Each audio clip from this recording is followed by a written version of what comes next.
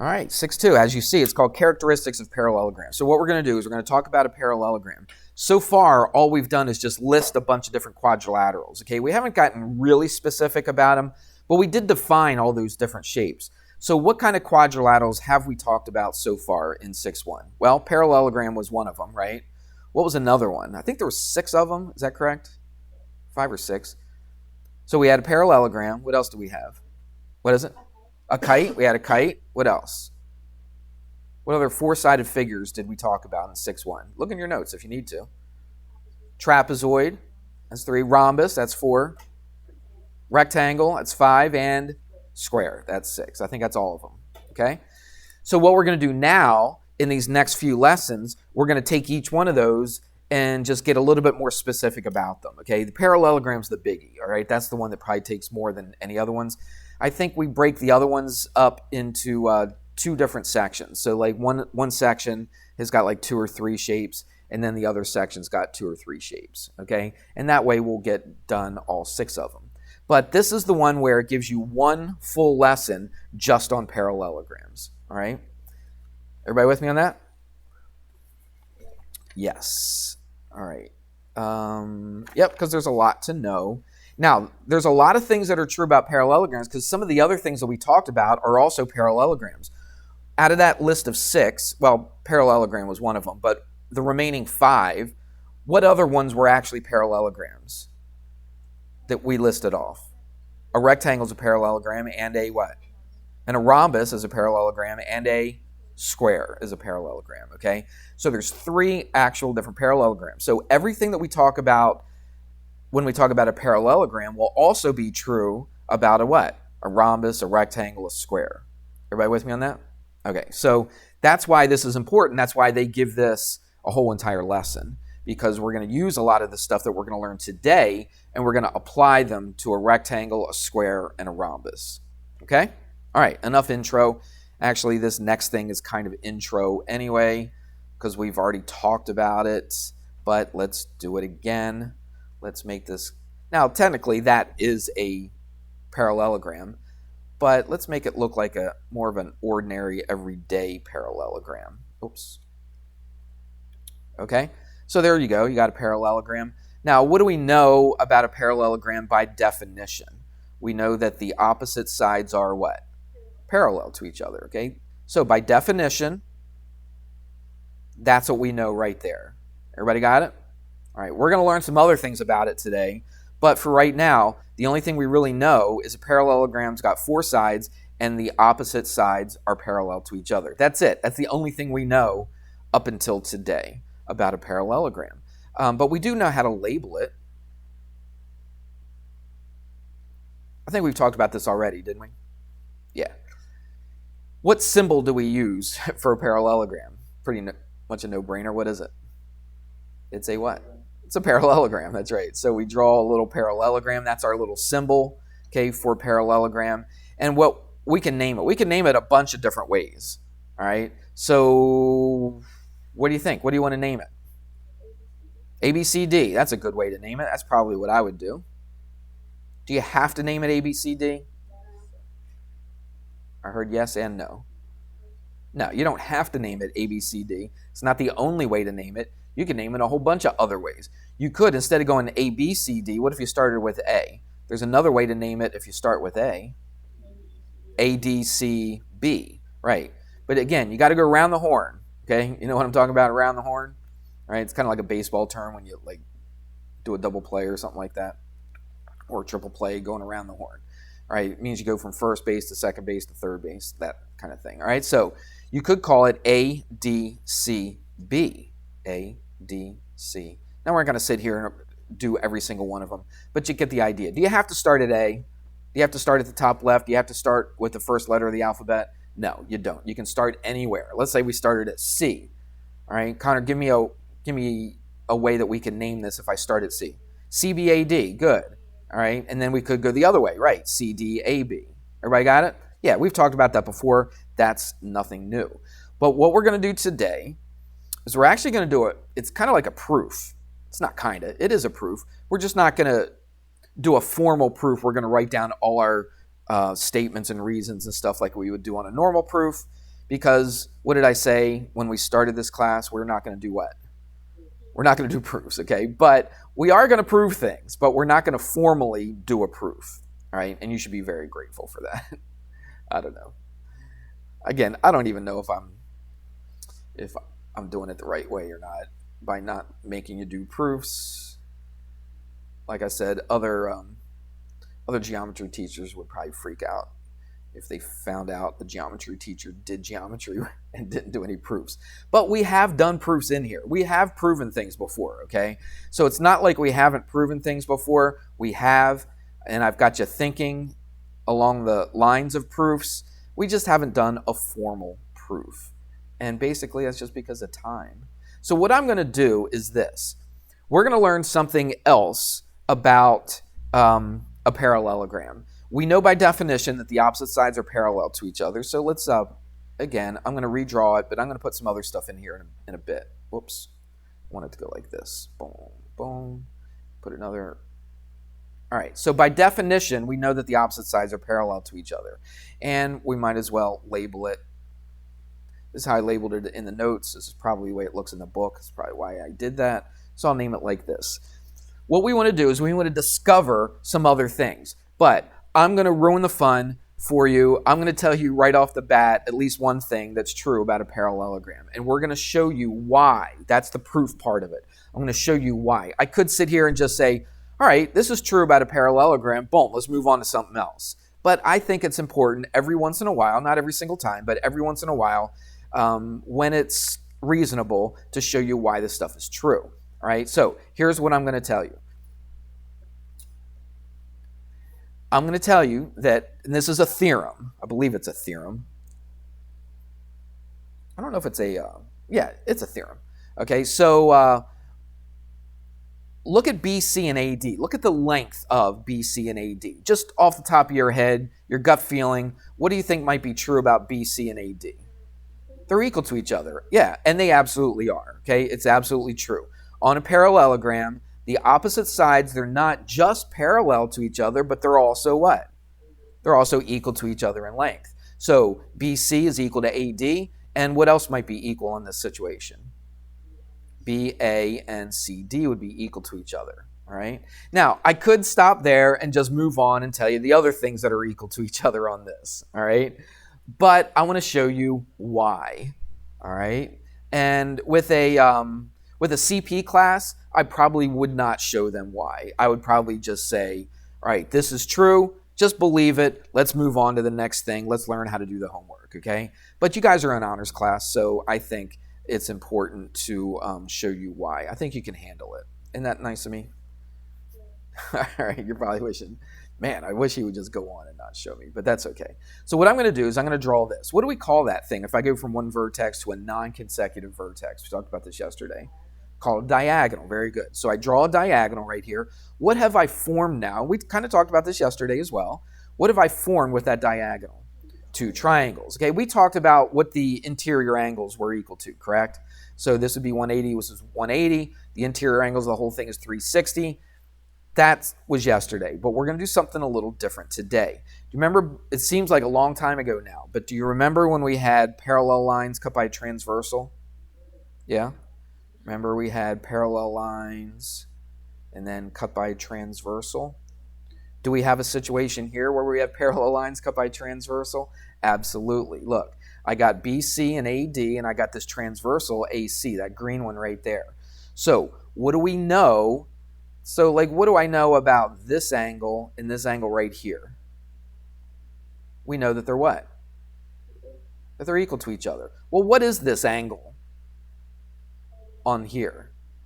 Give me some letters. Can't just say angle C because there's several different here. You can't just say, well, you could just say angle B, couldn't you? All right, but you can't just say angle C or angle A. You could just say angle B or D. So what is this angle compared to this picture right here? BCD? Is it this whole entire thing? No, it's between the top parallel line and the transversal. So what one is between the top parallel line and the transversal? Not BCD, BCA. Very good, BCA. So that angle is this one, right? Would you agree that these two are equal to each other? Give me a reason why. Why is this angle right here? Why is angle 1 equal to angle 2? Why are they equal to each other?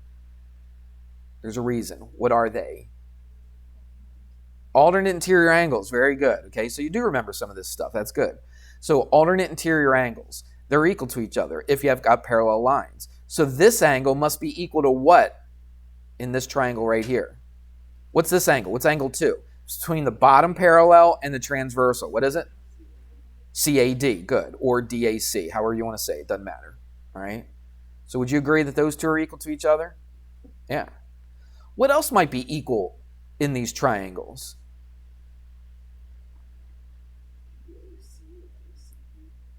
BAC. All right, good. Because you got these two parallel lines right here, agreed? And so you're exactly right. So this angle right here and this angle right here would be equal to each other. You see it? I didn't redraw it over here, but you see it now, right? Parallel lines, transversal, okay? These are alternate interior angles as well, but different parallel lines though, okay? What else? Just by looking at this picture, what else might be equal? Not an angle. I'll give you a hint. It's not an angle. Now, you might say BC and AD because I told you earlier, right? But we're trying to figure that out. We're trying to figure out why does BC and AD equal to each other. So we don't know that right now, right this minute. Okay, what else? It's something that we've done a lot before. What else is equal on this triangle compared to this triangle? If I look at these two triangles, there's something equal between the two. What is it? The B and D. The angles? No, I don't know that that angle is equal to that. What is it?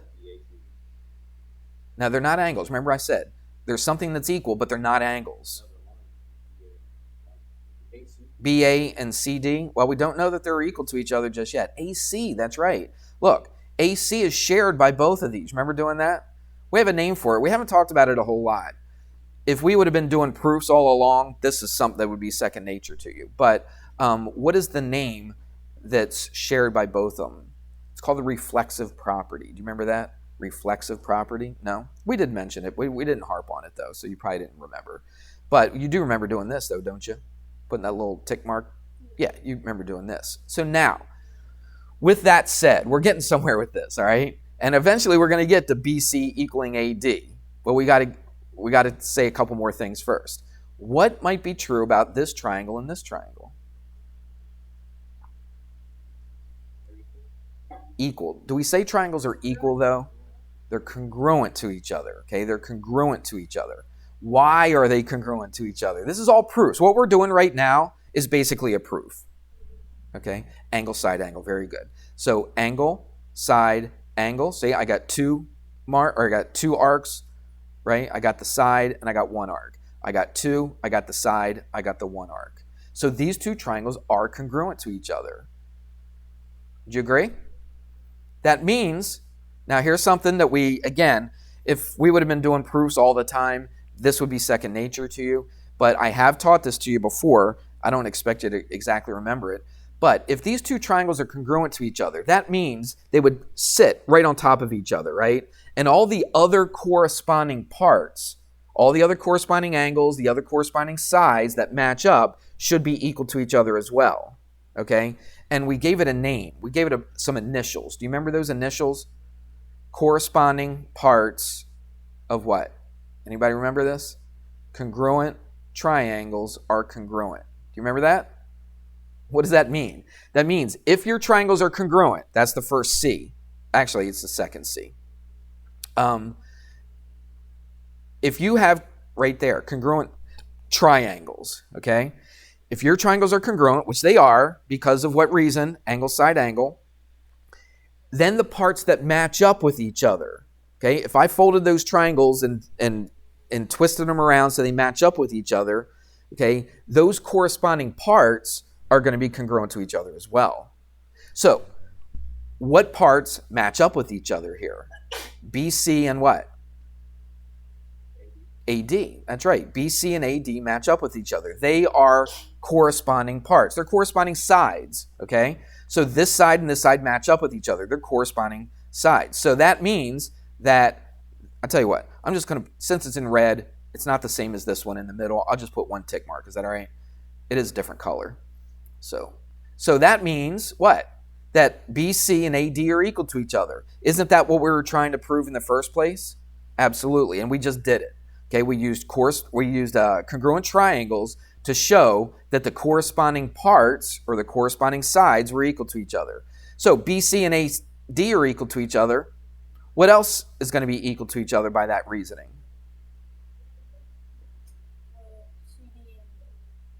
Yeah, that's right. BA and CD are going to be equal to each other. So I can mark those two equal to each other. So they're equal to each other in length. Now, I told you that a few minutes ago, right? That was true, that was the theorem. But I never gave you a reason why. I just finished giving you a reason why. Don't you feel a little bit better now instead of just believing me? Yeah.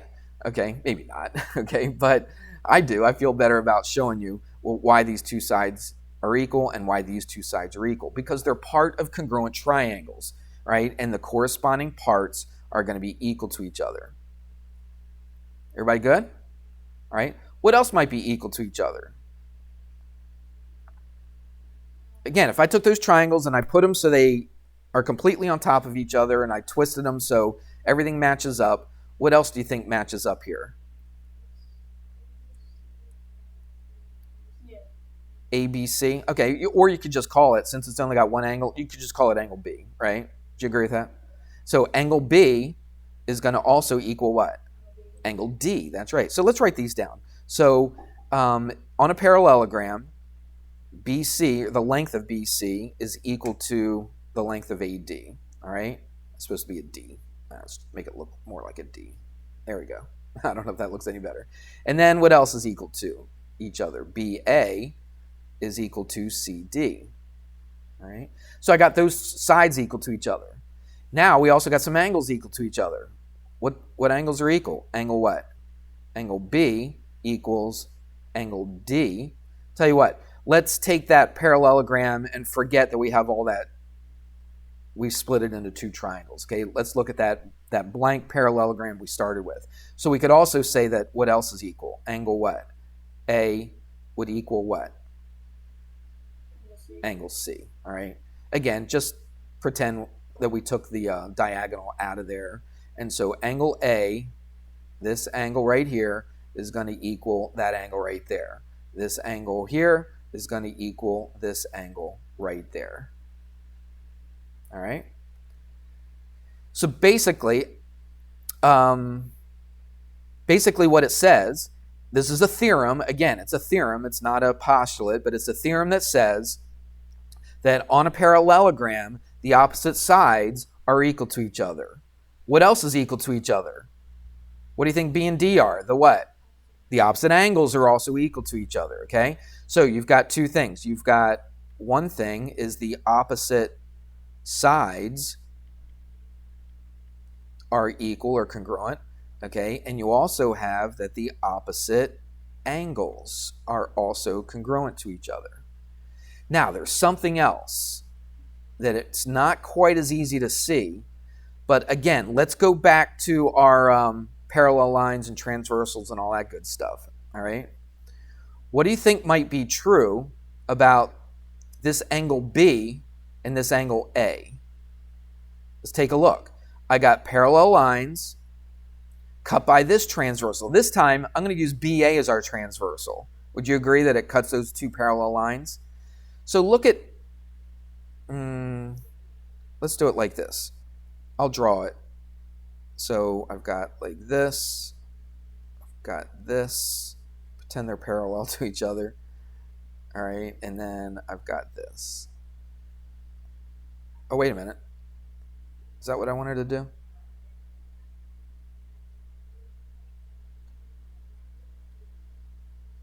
Let's do this. That's kind of what we have, isn't it? All right, parallel lines, parallel lines. So let's take a look at this angle right here and this angle right here, right? Two parallel lines cut by transversal. Everybody see that?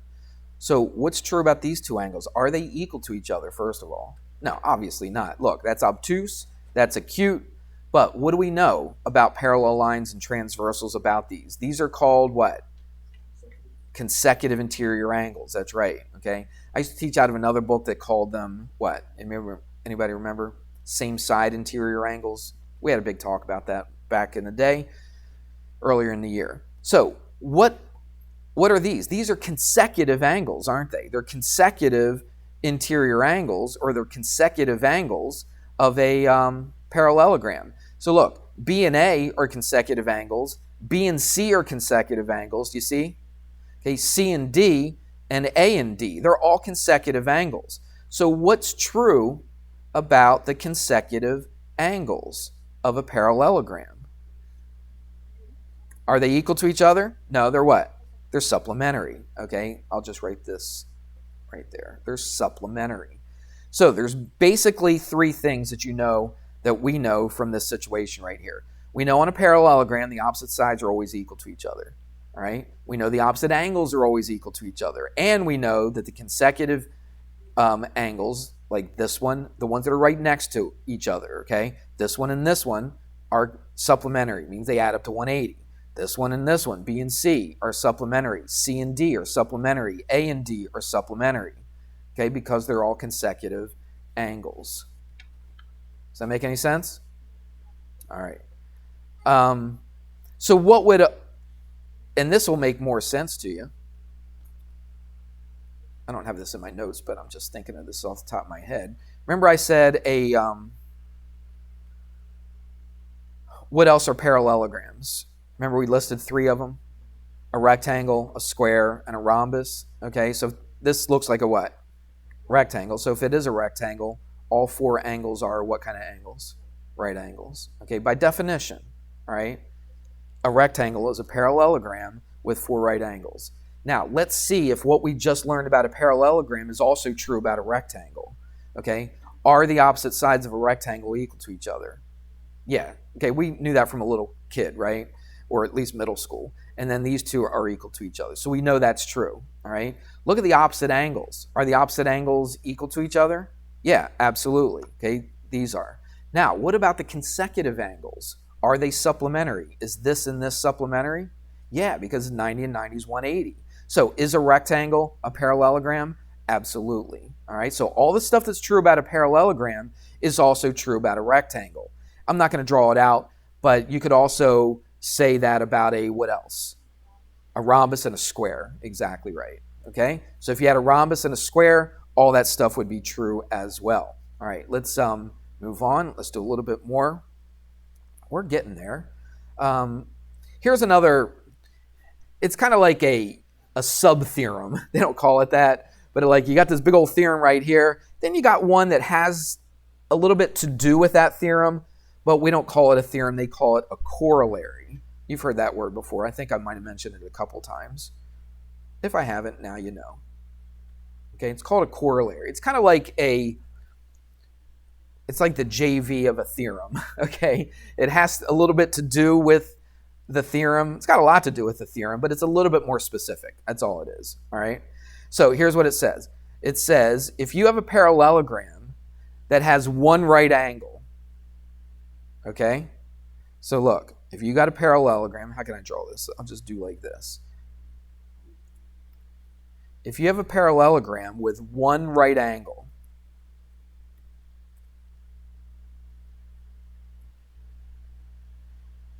what are the other angles? Where do they have to be? They got to be right angles. So if this is a right angle and it's a parallelogram, okay, so we know it's a parallelogram. So what must be true?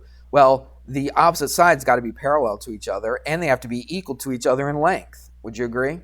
So there I did. I made that one. Actually, let's do this. Let's copy and paste. Copy, and I'm going to paste it in place and just move it down to here. All right? So you know it's exactly the same length, right? Because I copied it, and it's also parallel to it. Okay? So what must be true about this opposite side right here?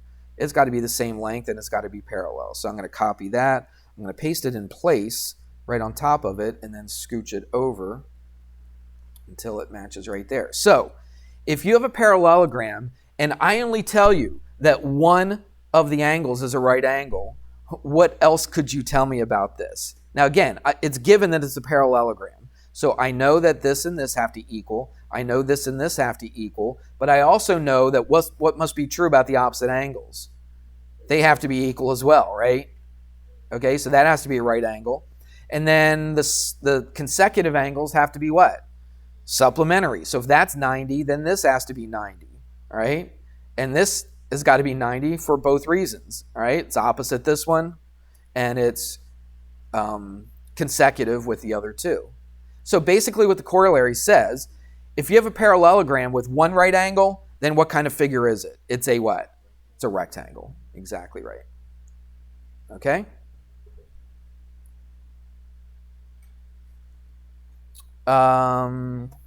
Let's do this.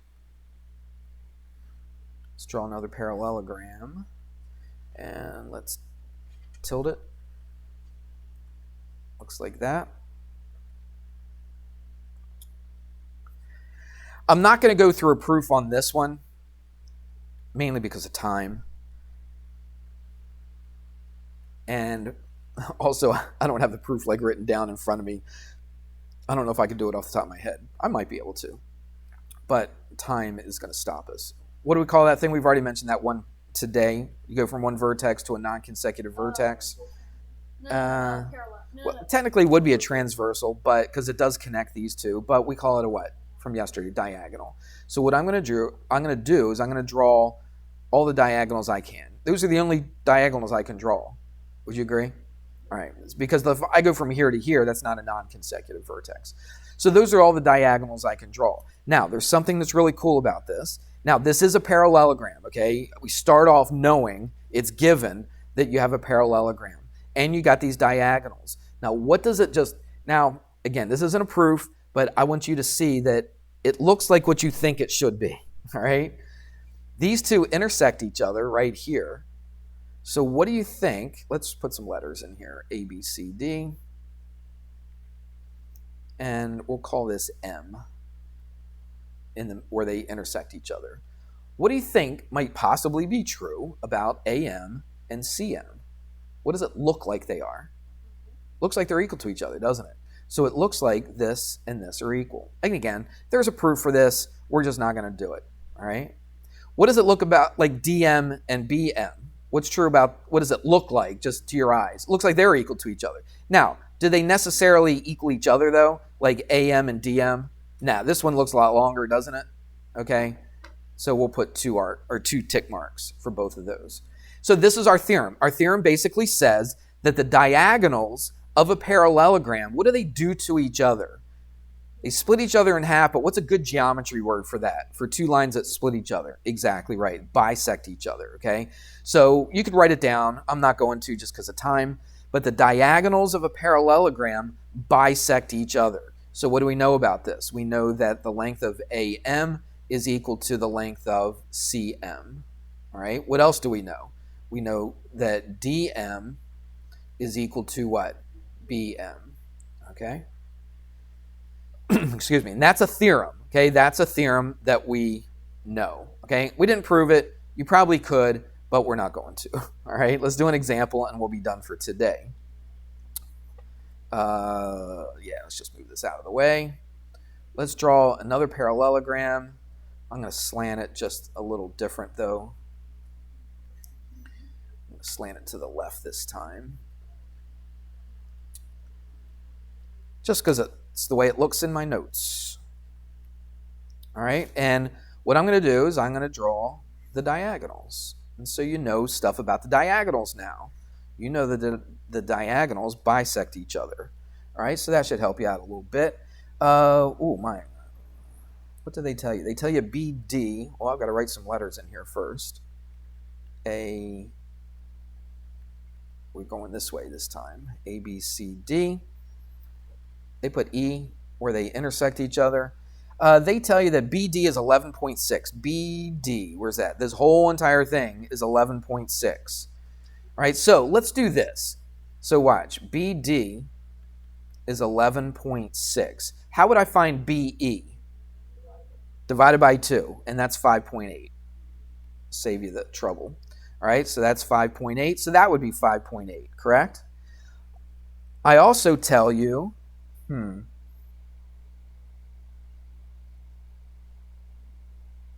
what else do they see? I didn't write down what was given.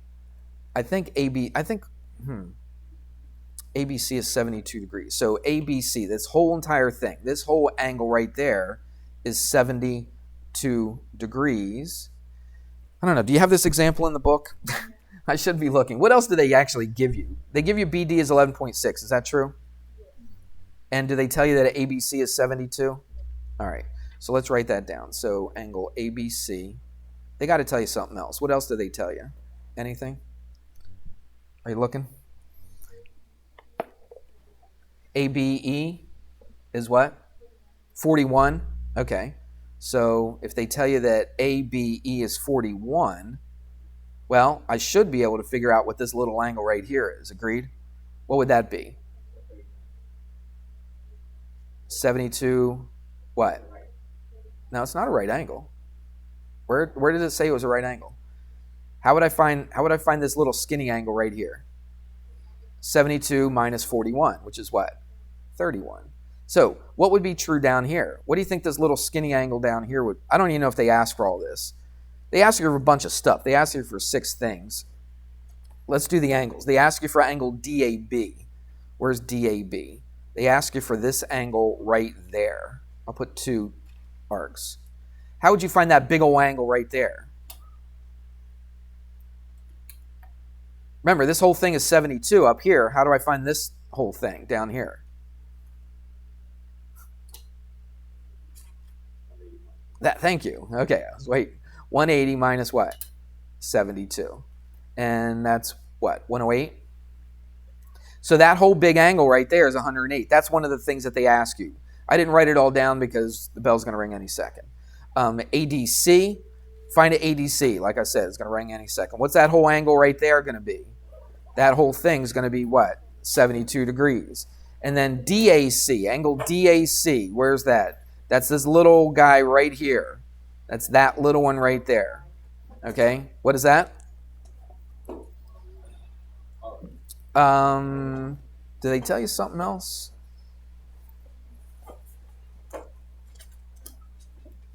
I think they tell you something else, don't they? Where's everybody going? Everybody's leaving? I didn't dismiss, but I didn't dismiss you guys, and everybody's just leaving. Well, we don't have enough time anyway. So do as much of this as you can. All right, so I gave you 1 to 17.